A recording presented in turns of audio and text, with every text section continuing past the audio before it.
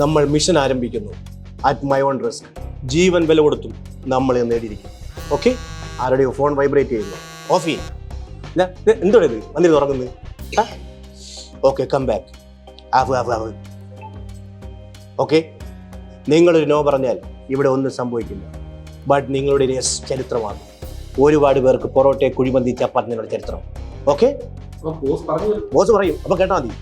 Okay, plan workout ആവണം. ഇത് അങ്ങനെ വരുന്നുണ്ട്, എല്ലാവരും സൈലന്റ് ആക്കണം. പ്ലാൻ പോലെ. ഓക്കെ, ഇവിടെ എന്തോ ഇത്ര പരിപാടി, ഏതോ വലിയ ചർച്ചയിലാണെന്ന് തോന്നല്ലോ. എന്തോ രഞ്ജിത്ത് സാറേ, എന്നെ കുറിച്ചെങ്ങാണോ ആണോ ഇവിടെ ചർച്ച നടത്തിയത്? അണ്ണോ, അണ്ണന് 24 hours ക്ലാസ് എടുത്ത് എന്തോ ഒരു കനത്ത ബുക്ക് കിട്ടിയെന്ന് പറഞ്ഞില്ലേ? അതിന്റെ ചെലവ് വേണം എല്ലാവരും പറയുന്നു. ആ, ചെലവൊക്കെ ഒത്തിരി കഴിഞ്ഞതാ അതിന് വേണ്ടി. കഷ്ടമല്ലയോ? ഓക്കെ ഓക്കെ ഓക്കെ, ചെലവ് ചെയ്യാം. പക്ഷെ ഒരു കണ്ടീഷൻ, എന്റെ കൂടെ കളിച്ച് ജയിക്കണം. ഞാൻ റെഡി. ക്രിക്കറ്റ് അല്ലേ? ക്രിക്കറ്റ് ഒന്നും അല്ല. എന്നാ പിന്നെ ജപ്പാനീസ് കൊക്ക ആയിരിക്കും. ഞാൻ നേടും. അതുമല്ല.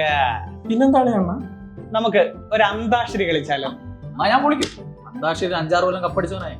സാർ ഉദ്ദേശിക്കുന്ന സിനിമാ പാട്ടുള്ള അന്താക്ഷരി അല്ല, ഇത് PSC അന്താക്ഷരി. ഞാൻ PSCയുമായി ബന്ധപ്പെട്ട ഒരു ഫാക്ട് പറയും.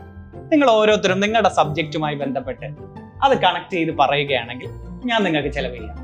കളിയേ. ഓക്കെ, അപ്പൊ തുടങ്ങാം. ഇന്ത്യയുടെ ദേശീയഗാനമായ ജനഗണമന ആദ്യമായി ആലപിച്ചത് 1911. 11 Shivani. I am the answer.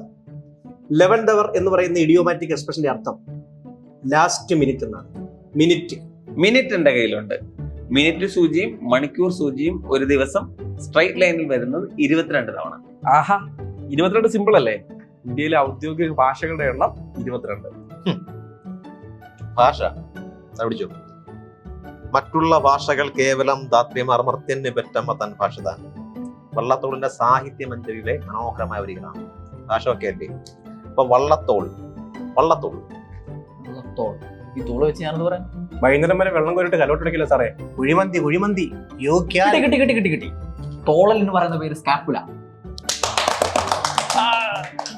Okay, എങ്കിൽ വിട് വണ്ടി പോറ്റി ഹോട്ടലിൽ. അയ്യോ ദാരിദ്ര്യം, വിടുവണ്ടി ഞാൻ ഹയാത്തിലോട്ട്.